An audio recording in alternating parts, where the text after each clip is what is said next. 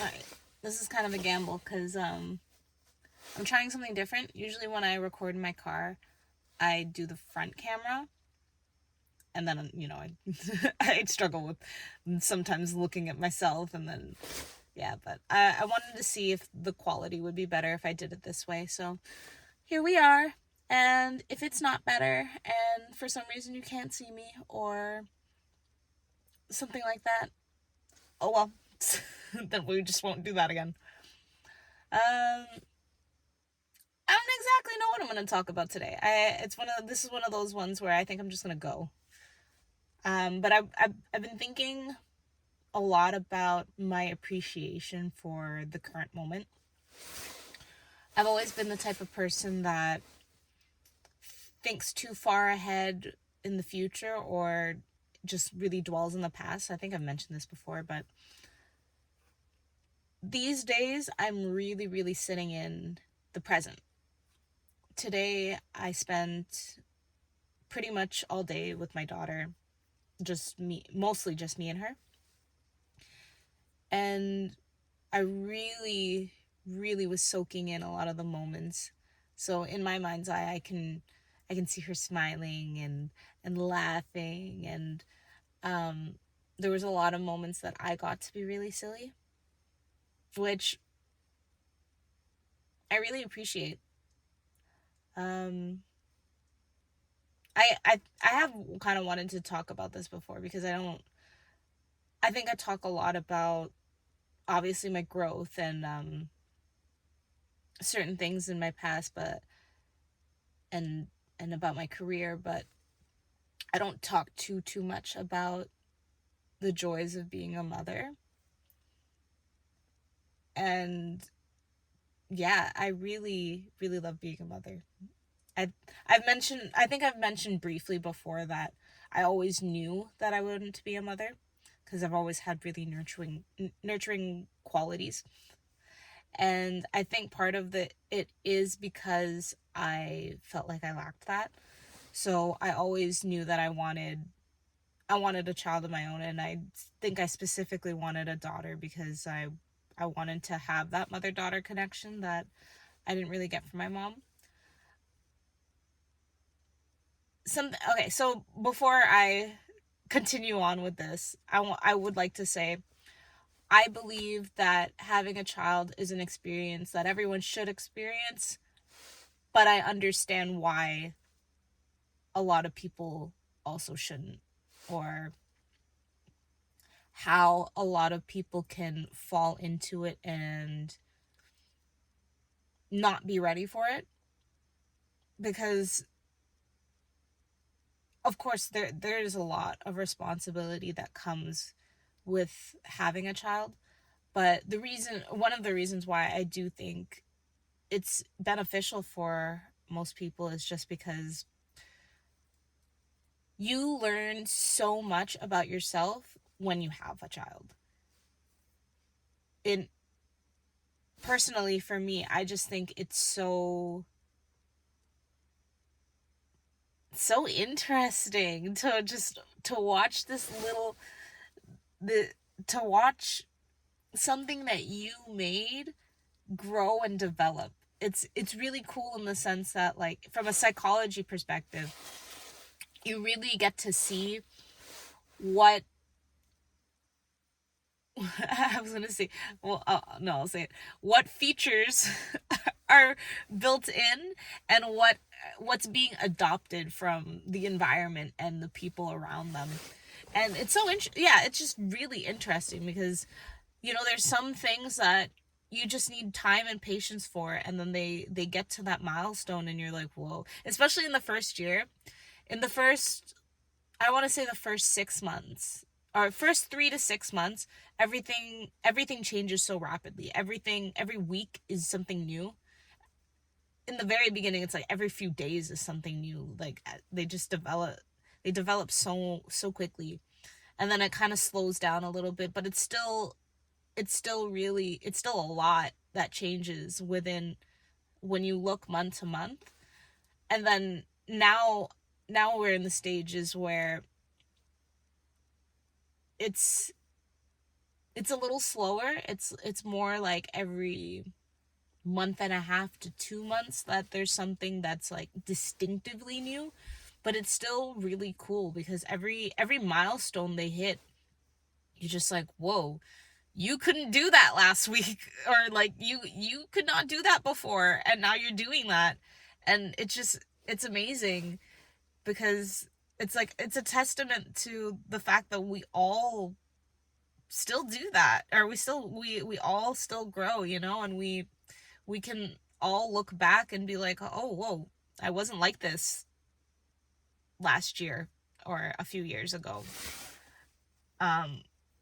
And I think a lot of us, yeah, don't have appreciation for the fact that we still develop, or we're very hard on ourselves. And it's this thing of, you know, when a child does something for the first time, we make a big deal about it. For example, when specifically, I remember when my daughter started clapping, and just like we'd get so excited, but then, eventually the novelty wears off because you're like, okay, what's the next thing that you can do? And I think in life that happens a lot, where we don't really have appreciation for the milestones that we hit anymore, just because it's in a sense expected of us, as adults, that of course it's like, of course you should be doing that by now. I guess that's to say, yeah, you accomplish something, at least celebrate yourself. If people around you don't celebrate you. But yeah, appreciation, so much appreciation for uh where I'm at right now. And again, motherhood. Because yeah, I feel like that was too short. There's so much more I can say. There's so much I can say off of motherhood. um okay, let's see, going back to I think it's odd for me that this is not the other way. I'm so used to it being the other way. Change is okay. um what did I want to say? As I've had this conversation so many times about motherhood, I don't know, I'm like overthinking it for now. But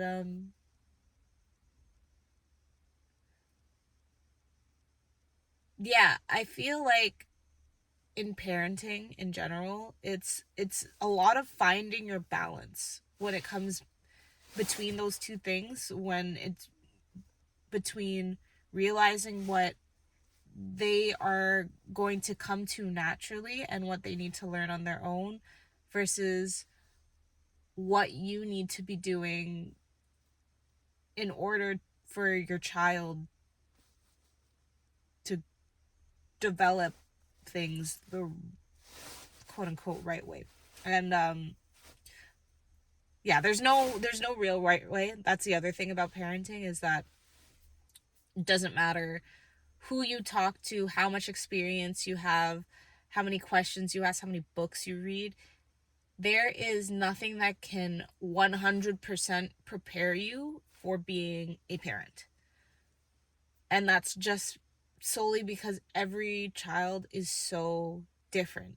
And that's even for people who have multiple children, they can definitely tell you that while there's certain things that are very similar or the same, like uh a lot of growth milestones, motor skills, and all of that, those developmental skills, there's a lot of things that are different, and they do come out with personalities, even though they can't talk and stuff, like you can very much tell early on. Oh man, there's so much that's interesting, because there's certain things that they do that you can attest to being something that maybe you or the partner has done or been like as a child. And then there's just some things where you're just like, where why do you do that? Where does this come from? Oh, also, their facial structure too. my daughter, when she came out looking a lot like me, I want to say.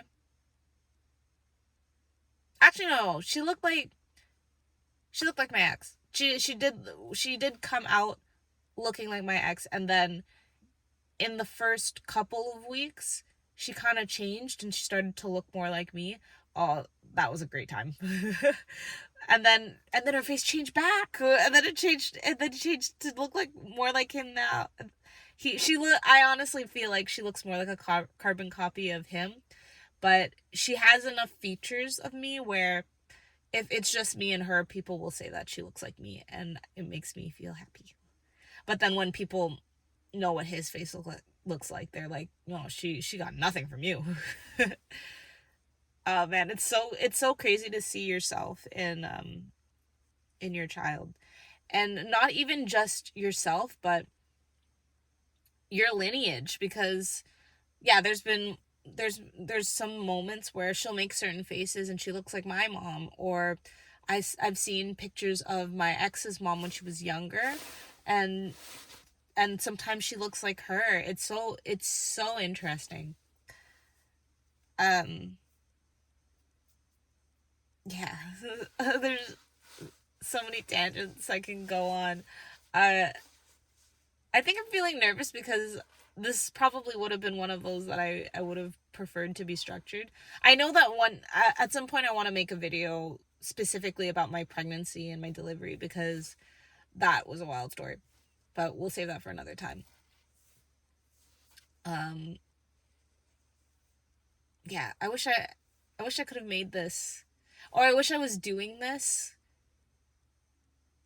within the first year, because like I said, week to week, month to month, sometimes even day to day, there were just so many changes, and I wish I did document more.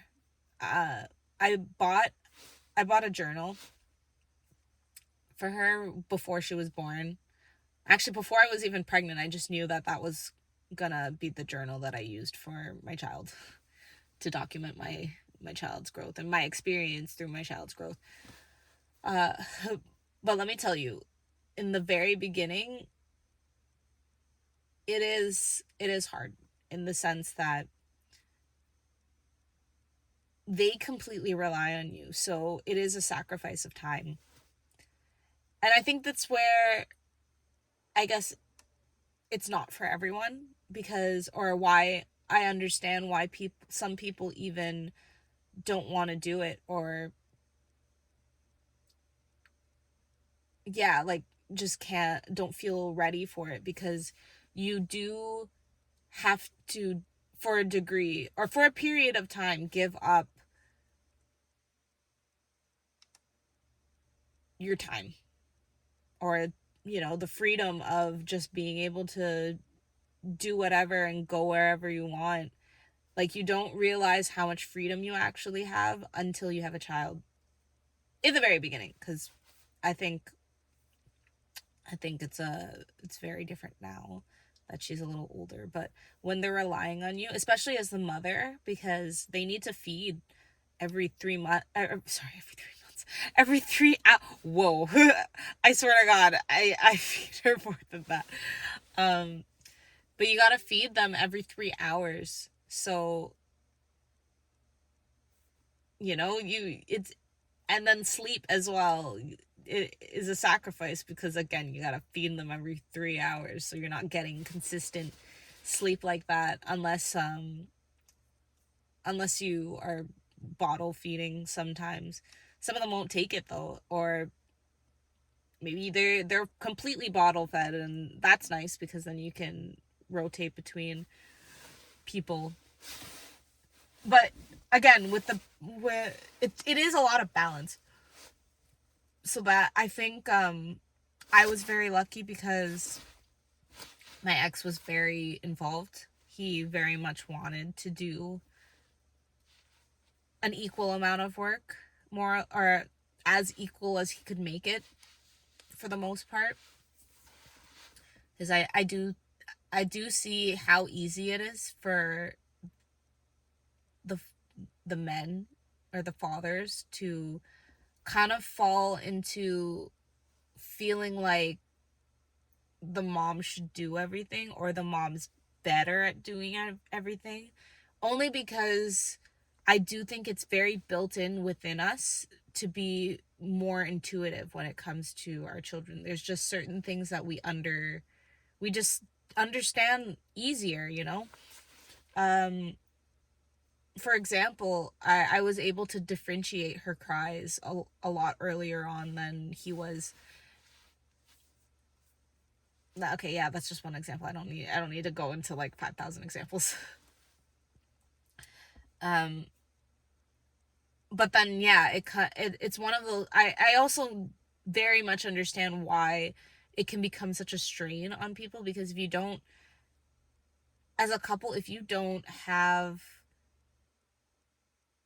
that communication aspect where you can be like, hey, I really need I really need to shower. I really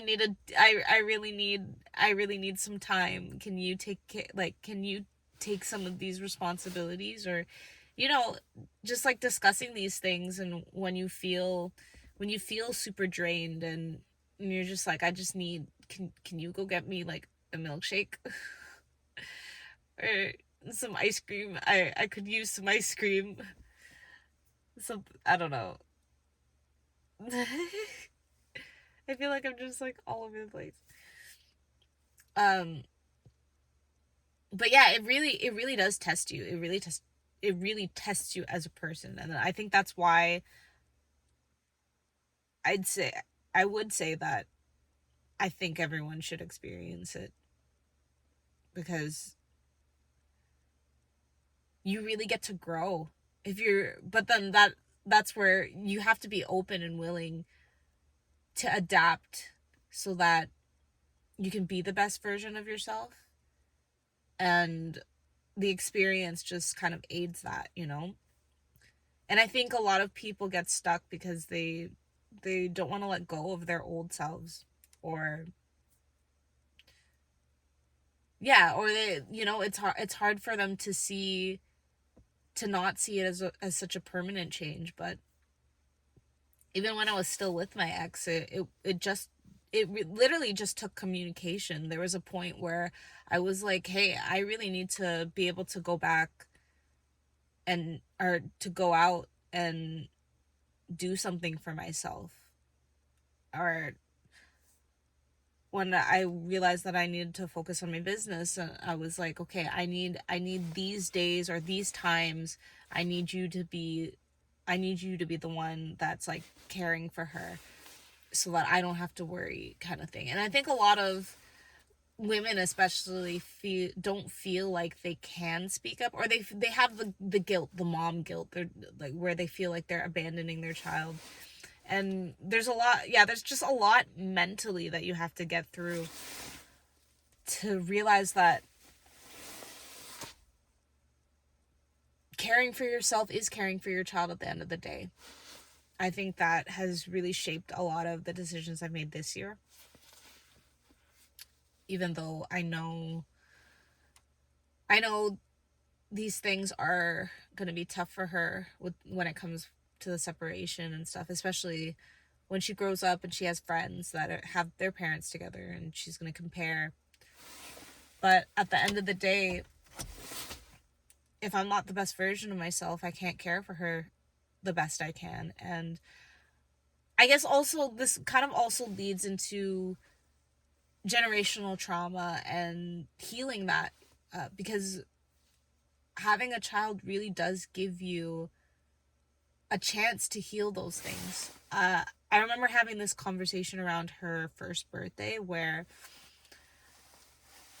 it something that excites me is that I look at the way that I was raised, and I know that I can do it differently, and I actively choose to be aware of the patterns that I might unconsciously be repeating, and to make that effort to do it differently, like I said. So today specifically, I had the whole day to myself. I don't often get that, just because on both sides we live, like, neither me nor my ex has our own place, right? So a lot of the times there are other people in the family, and that's also a challenge, because you get all these different opinions. Even if you don't live with them, you're in the first couple of months, when you're meeting other people, people just give you unsolicited advice. It's just like, okay, I don't really need you to tell me that, or I already know that, or I don't want to do it that way. But people will just give you advice because they know, they've especially if they have experienced it, then they have things to say. And I don't think there's anything inherently wrong with that. It's just about you having the mental fortitude, is that the word? Just being strong about either taking the advice, or just don't take it personally. I think it took a little bit to get over that. But I had some people say some weird shit, though. There was one time, I think my dad's friends, who we were talking about how she cries a lot at night. I knew why. It's like it's I won't get into that. But she was like, oh, you see, what you have to do is you have to take the Bible and you have to put it over her before she goes to sleep, and then she will stop crying. And I was like, yes, we will. That, you are absolutely right. This is exactly why. How did we not think of it? So yeah, there's so much that will test you. But going back to healing through having a child, and yeah, making the conscious effort to do things differently. And oh, sorry, where I was, yeah, I got to have her pretty much to myself most of the day, and really really being present with her. I think, especially since we have technology, we have phones, it's so easy to just kind of be like, all right, you go play by yourself, I'm gonna just scroll. I Not spending too much time on social media has been one of the things that I actively worked on this year. And I'm so happy that I did, because you miss so much, it's so nice to just be with her. We took a walk to the park. I put her in the swing, and like, in my mind, it's just playing over seeing her smile and laughing when, like, I'm pushing her super high, and then watching her explore things. Oh, when she was exploring, she's in the phase right now where she's like 20 months, so that's almost 2. Oh wait, 21 months. Yeah, she's 3 months away from being 2. Where does the time go? And she's not big enough where I guess she feels confident climbing and stuff on the playground, but she's big enough that she can explore it, and she can look at things. So in those moments, I easily could have just been like, all right, I'm gonna be on my phone, or I even could have had music and but I decided to fully be there, and to to watch her, observe her, and see what she does. And I think it's so cool to do. And then yeah, there were moments where I got to be silly. For some reason, I don't know why it makes her laugh, but if she says no, sometimes I'll copy her and I'll be like, no. And I don't know why, when I do that motion, it makes her laugh so hard. So then you just keep doing it. Sometimes it can get really repetitive, though, especially as they're younger. And then you're just like, oh my God, how long do I have to keep doing this? Time gets so interesting. like I said, everything changes so rapidly, right? But especially in the very beginning, because I guess we as we get older, we get used to doing a lot of different things in our day, and just multitasking, and being able to think and do a lot of different things within one day, right? But especially in the very beginning, when they're super reliant on you and you're just home all day, and then they're not really doing that much because they're like little potatoes, and at that in those times they're just sleeping and eating. you it can feel, every day can feel so long. So it's so interesting, because day to day will feel like forever. It just feels like nothing is happening the whole time, but then you'll look back and then you'll see that, like, oh my god, a week's passed, and now and things are different now. So your conception of time is just so distorted.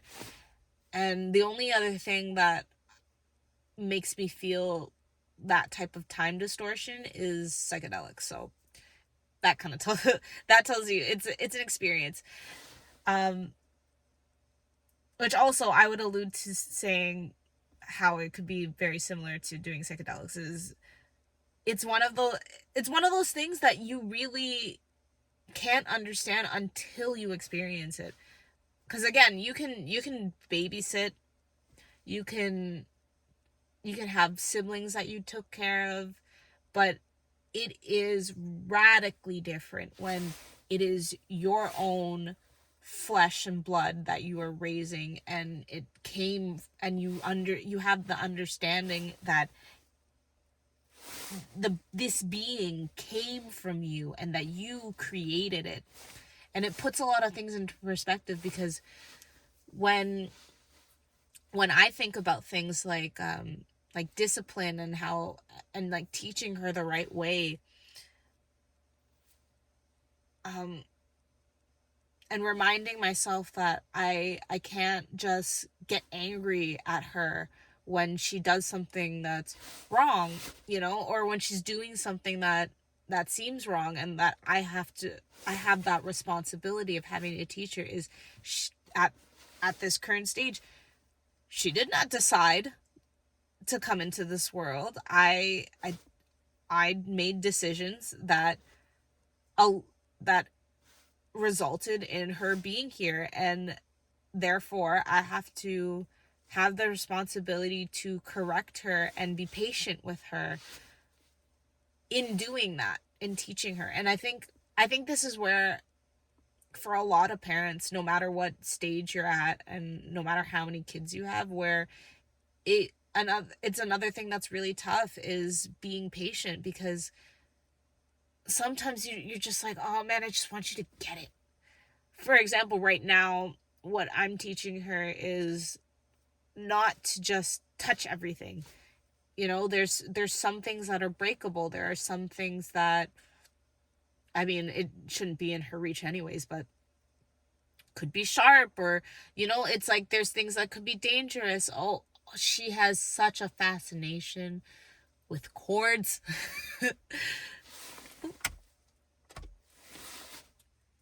With chargers, with the wall plugs. I'm just like, no, and it's the thing of it's repetitive, and you have to be repetitive. You can't expect them to understand on the first time that you tell them not to do something. And this is, I think, where a lot of parents can really fall into getting angry and then implementing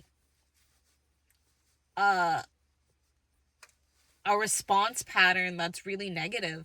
I really see that with my own mom, where there were times where, because keep in mind she's still only one, right? There've been times where she'll kind of just be like, oh, clean up your toys. And it's like she's almost yelling at her in a sense, or she's saying it in a way where it's like, oh, she should already know. But as a parent, you have to recognize, okay, no, you have to be the one to display it first. So it's like, you can say, yeah, pick up your toys, but you got to show her what it means to pick up her toys, so that it reinforces in her mind. And when you do tell her, eventually she'll get it, that, oh, okay, she said pick up your toys, I think I'm going to start picking up my toys and putting it in that bin now. It's, I think a lot of parents can get frustrated because they just want to get over that stage. And that's where it's like, you have to recognize that as a parent, you're a leader, and you got to lead by example. And the whole thing of do as I say, not as I do, doesn't work, because they, especially when they're younger, they're sponges. They're absorbing everything that you do. That's how they're navigating how to be in the world. So if you're constantly doing things in a way that is wrong, or I'm trying to think of an example right now, of something that I had to change.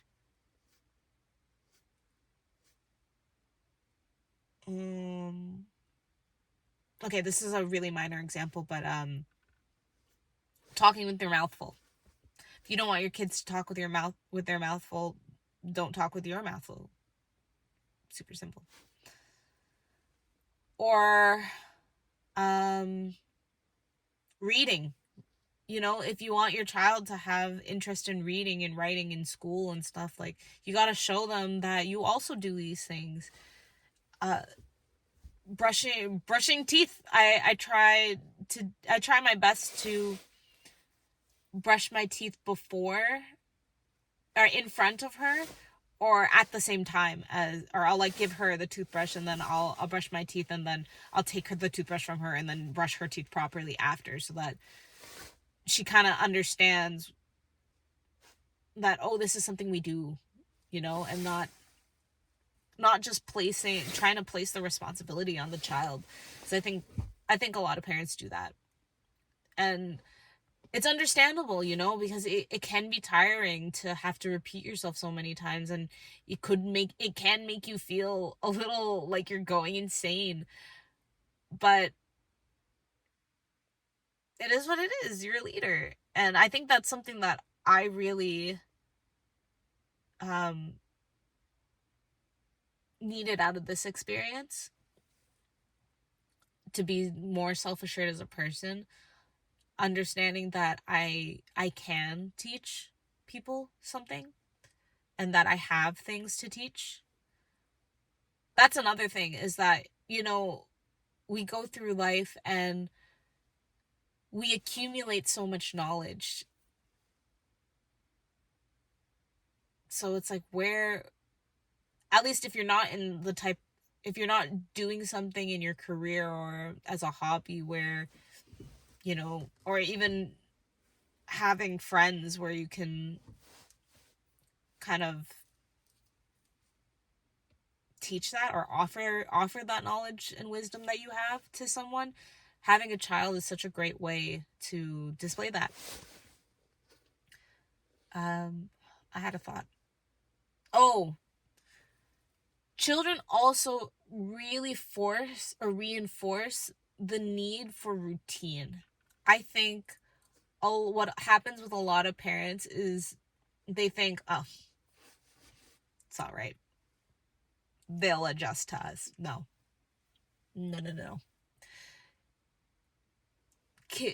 Well, not just kids, all humans work on a biological clock. We actually all function a lot better on a schedule. It's just that, I guess, because some of us didn't actually have that structure in life, we think that we're better off without the structure. But developmentally speaking, and or physically speaking, the better, when you have kind of more of a solid routine, and I'm talking about, like, sleeping at the same time, eating at the same times, that kind of stuff, you function so much better. And for children, young babies, they need that, and they operate on a schedule. And I think me being the type of person that really loves recognizing patterns, it was a cool thing to kind of decipher what the schedule was, or to figure out what her rhythm was, and then to adapt to that. But then again, it's crazy because the next month it would change. It would radically change. So the schedule that she's on in month 1 versus month 4, when her circadian rhythm kicks in, and she's now sleeping longer through the night and not sleeping a bunch of times throughout the day, is like you keep having to pivot, and it keeps you on your toes, and it's really cool. But again, it's one of those things where you have to recognize that that's the mentality, that things are going to change, and you can't expect that once you it's so annoying sometimes too, because it's like once you get it, once you get a groove, then it changes, and you're like, God damn it. I gotta figure out all this shit again. I gotta figure out the new shit now. Come on, bro. It's like, and as they get older, it gets that's where it kind of gets easier. Also, there's like a trade-off, because I will say that as things get easier, you just get a new hard thing every time. So in the beginning, it's hard because you're on this like really really messed up schedule where you got to be up every 3 hours, or they got to feed and every 3 hours, and then they sleep all day, and then they tell you should sleep when your kid sleeps, but most people don't operate on sleeping every 3 hours type of thing. It's just and then they start getting a rhythm where they sleep a little bit longer, or they sleep for longer stretches of period at a time, and then they kind of figure out when nighttime is, and then you're like, okay, cool. But then yeah, you'll have a routine, and then you're like, okay, she wakes up at 11, 2 and 4 or something. I don't know, or like 11 and 4, and then you get used to that, and then all of a sudden they regress because developmental things, and then they're waking up a little more in the night, and you're just like, fuck, how do we fix this? And yeah, honestly, and that's why I say that, like, you really can't force them to adapt to your schedule, because the best way to get them back into routine, or to get them to now I'm talking specifically for sleep, because I think this is where a lot of people struggle, but the stronger your routine is, the easier it is for them to kind of get back to that, because when they have these developmental things that disrupt their sleeping patterns, it takes maybe a week, or if you have a really really strong foundation, really really strong routine, maybe even a couple of days to like 2 weeks to get them back into a good sleeping schedule. But a lot of it is also just trust, like trust that they're gonna get it eventually. Right now I'm working through trying to potty train her. She understands that she pees and she poos on the potty, but she doesn't know yet how to take off her pants, and she knows how to take off her diaper, which is not great if she's not wearing pants and you want because sometimes I'll put the diaper on, and then I go to get the pants, and then by the time I get back, the diaper's off, and it's just but yeah, but I'm not trying to force it, and I think a lot of parents try to force it, or try to force them to get it faster. And I think this is what leads into certain learning problems in the future, or like kids being hard on themselves, when really what they need is just a little bit more time. Everybody that's another thing that's very unique to each child, is the pacing. You know, kids learn certain things at certain times. I remember when my daughter started to walk, she was honestly a late walker, and to be honest, I think that was in part our fault, because there's this thing called the jolly jumper. And when she started to stand really early, or wanting to stand, like, she wanted to learn to stand pretty early. So we got her this jolly jumper, and because, like, it's basically like a thing that keeps you like, it's got like ropes or like springs attached, and then you can like jump.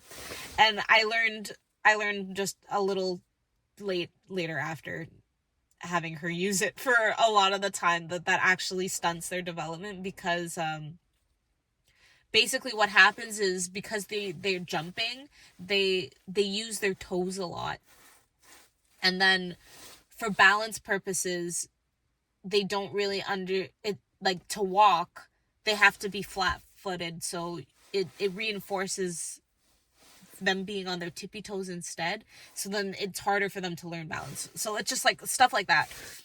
Or even those walker things, it's like, if you do it too early, then they start to get used to having their weight in the front instead of on their feet. So there's so many things like that, where it's like, when you try to push them too hard, or where you try to push them too early, then you end up actually delaying their growth. And that's very akin to just life in general, you know, especially as you get older, is, you know, the more that you try to force something to happen, you end up meeting a lot of delays. So yeah, with walking, I remember, because they say that they should be like, the latest, the milestone should be about, I think, 14 months, something like that, 14, 15 months. And she started to walk on her own without support from, like, the wall or from anything else, about at 14 months. And everybody, I remember a lot of the people in our family were so worried, because they were like, oh, look at all these other babies. These all other babies were walking at 1 year old. Why is she not walking yet? You know, like, and they're like, well, you gotta practice, or you gotta, and it's like, no. I knew. I was like, she's gonna get there. She's showing all the signs of her developing that skill. So I'm not gonna push her, because that puts pressure on her, right? And I can see how that probably played out in my life, because I do put a lot of pressure on myself to learn things fast. A good example was with dance. You know, a lot of other people pick up faster. I'm a slower learner, and it took quite a while for me to accept that, and to not be hard on myself when I can't get a class right away.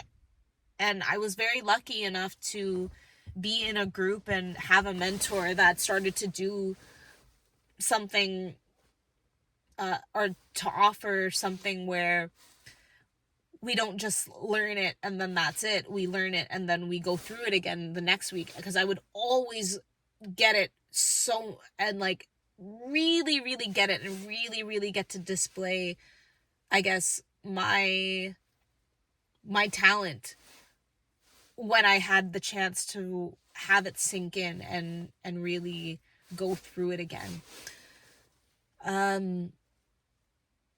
So yeah, I mean, there's so many things I could say when it comes to parenting, and who knows, maybe I'll remake this in the future with more structure and actually write it out, because again, when I started this, I didn't even really know what I was going to talk about, and it just kind of came to me that I wanted to talk about this. But yeah, it's truly rewarding. It's so rewarding as well, you know, to when they win and they finally get to those milestones, and you know, you start to see how you have a hand in that. It's so rewarding. Yeah. But again, I, as much as I believe that everyone should get to experience this, I also would say it's not something that you need to rush. I think, yeah, it's really about,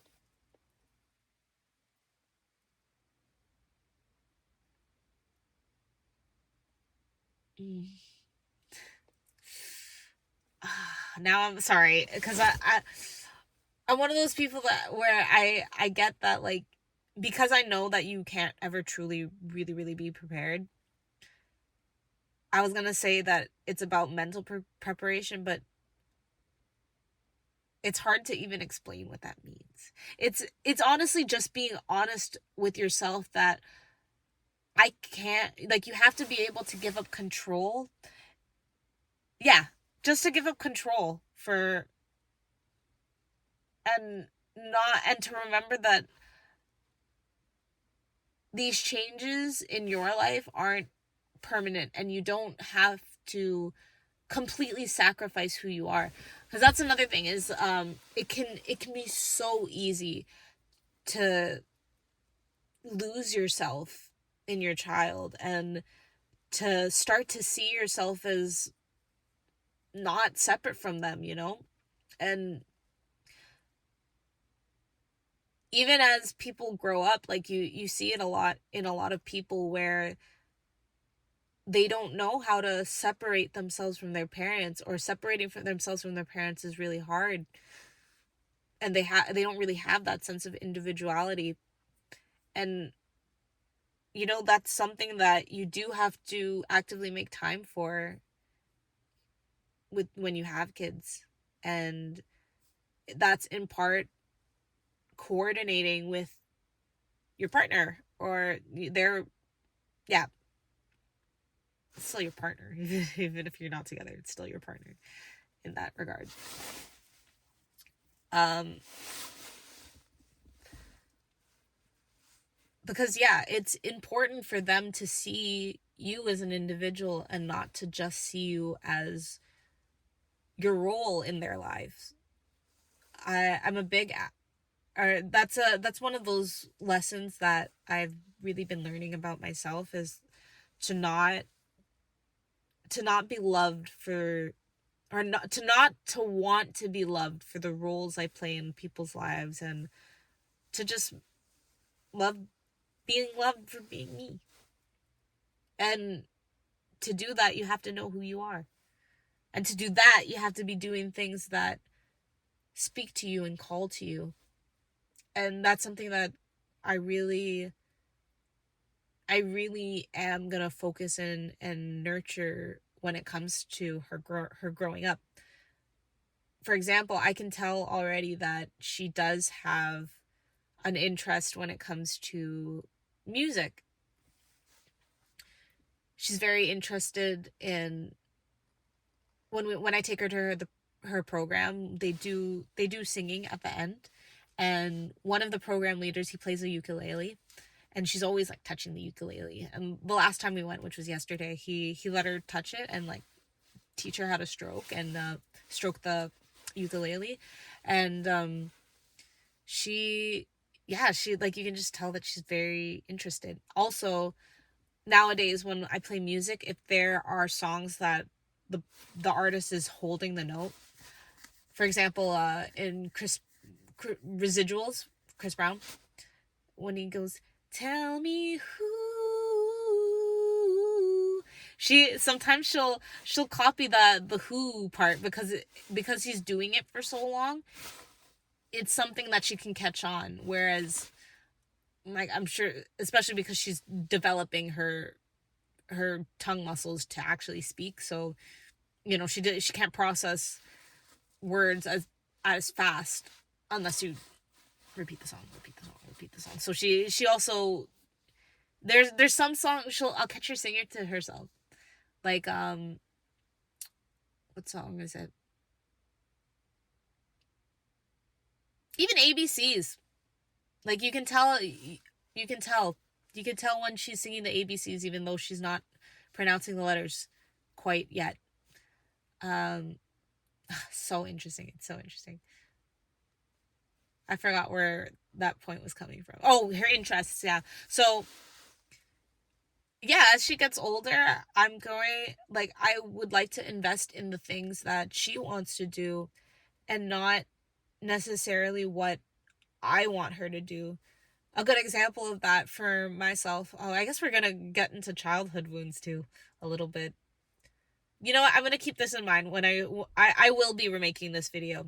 I'll probably make it like lessons I learned being a parent and wounds that I healed kind of thing. Some shit like that. Some shit like that. But when I was younger, my mom really wanted me to learn the piano because Asian mom thing. That's what all the other Asians were doing was I'm pretty sure that almost every Filipino that I know has taken piano or at one point was in piano classes, but I hated the piano. I did not like practicing for that. And at that time, I actually wanted to learn guitar. I had more interest in guitar. And my mom wouldn't listen to me. She made me do it for a year and a half before she was finally like, all right, fine. I remember she even said, she was like, I can't believe you made me waste money on this on these lessons. And I was like, what are you talking about? I told you I didn't want to do this. So yeah, like that kind of stuff. I think if she has an interest in something, then I'm gonna help her. I'm gonna help her look into that and make sure that she can experience that and learn the things that she wants to learn. The only exceptions being swimming and some sort of fighting or defense, just because those are survival skills. So it's like, well, you don't have a choice. I want you to survive. I want you to survive if there's a tsunami or if you get attacked. I would like you to have these skills.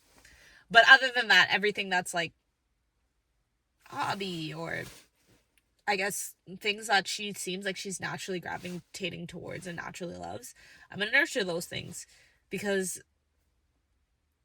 that's what we're supposed to do as parents as well. It's not just being leaders, but also being guides, guiding them on their path and recognizing that just because there are things that went wrong in your own path and you wanna, I think a lot of people end up trying to live through their kids because they feel like they missed out on certain things, and depending on what that is, it's like that can be good and that can be healing for you. But at the same time, you gotta recognize that they're their own person and they're gonna have certain challenges and things that they need to experience for themselves, things that are natural for them. And I think the people who are successful earlier in life are the people who get a chance to understand and explore that early on. So yeah. And also recognizing that sometimes it's okay to try something and be like, it's not for me. But giving it enough time that you can actually recognize that, because I think there's a lot of people also who just kind of get frustrated, and then it's a balance of knowing it's not right for me as opposed to this is kind of hard and I don't think I can get it, so I'm gonna give up. So many lessons. Anyways, I'm feeling kind of like I want to stop talking now. Just because, yeah, my brain is kind of like, I don't exactly know where I'm going with this. I'm just kind of going. So, I mean, if you stayed to the end, I hope you enjoyed this. I hope you found it insightful in some sort of way, and I hope it wasn't too scattered for you. And if it was, I will do it again, and I'll have more of a structure. Maybe I'll kind of go through. Maybe I'll see if I can kind of go through a timeline kind of thing. I'll go through my journals,